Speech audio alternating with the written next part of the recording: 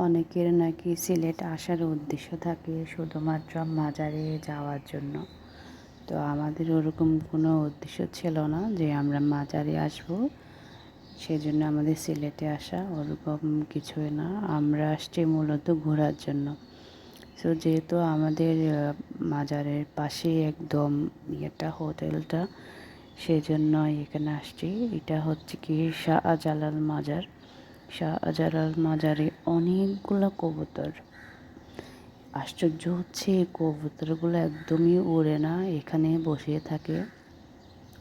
সবাই এসে এসে দেখে যায়, মানে অনেক সুন্দর সেজন্য। আর মানে সবাই আসে শুধু মূলত এই কবুতরগুলো দেখার জন্য। দেন ছবি তুলবে, ভিডিও করবে। আর এখানে কিছু মাছ আছে, মাছের আদার দেওয়া হয়, তো সেজন্য ওরা আসে দেখে আর কি। আমরাও গেছিলাম দেখার জন্য। আর এই মাজারে নাকি আপনার নায়ক সালমান শাহের কবর আছে। তো আমরা যেহেতু মেয়ে মানুষ, আমরা ওখানে তো যাওয়া পসিবল না, কবরে মেয়ে মানুষ তো যাওয়া নিষিদ্ধ। তো শুনছি আর কি যে এখানে সালমান শাহের কবর এখানে দেওয়া। এটা হচ্ছে গেট, মানে মাজারের যে মূল গেটটা একদিক দিয়ে আসে, তো এদিকে আর কি। আর এখানে একটা গলি আছে সাইডে, ওই গলিটাই হচ্ছে আমাদের যে হোটেলটা, এই হোটেলের গলিটাই। দেন আমরা আরেকটা মাজারে যাব, শাহপরান একটা মাজার আছে বলে ওখানে যাব। তো আমরা যেহেতু একটা জায়গায় ঘুরতে গেছিলাম, ওখান থেকে আসার সময় মানে আসার পথে শাহপরানের মাজারটা পড়ছিল।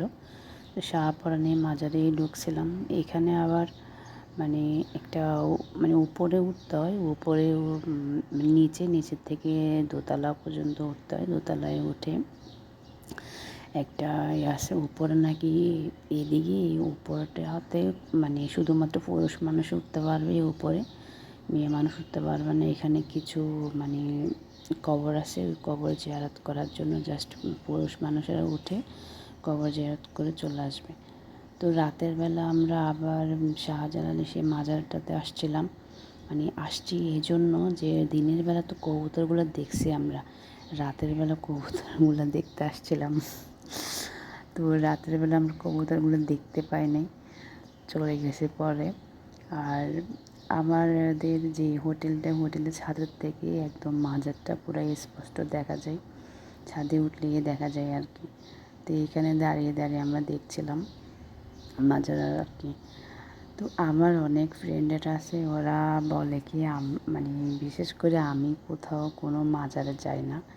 আমার ফ্যামিলির মধ্যেও কাউকে কখনো দেখি নাই মাজারে যেতে। তো মাজারে যাওয়া শুনছি আগে শিরক, এখন শুনি যে মাজারে যাওয়া শিরক না, যে মাজারে সিজদা করা শিরক।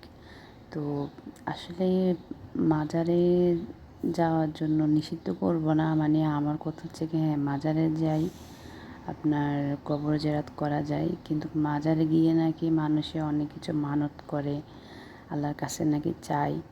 তো আমার কেমন জানি মনে হচ্ছে মাজারে গিয়ে এখানে চাইতে হবে কেন? নফল নামাজ পড়ে আপনি আল্লাহর কাছে চাইতে পারেন বাসার মধ্যে, মসজিদে গিয়ে।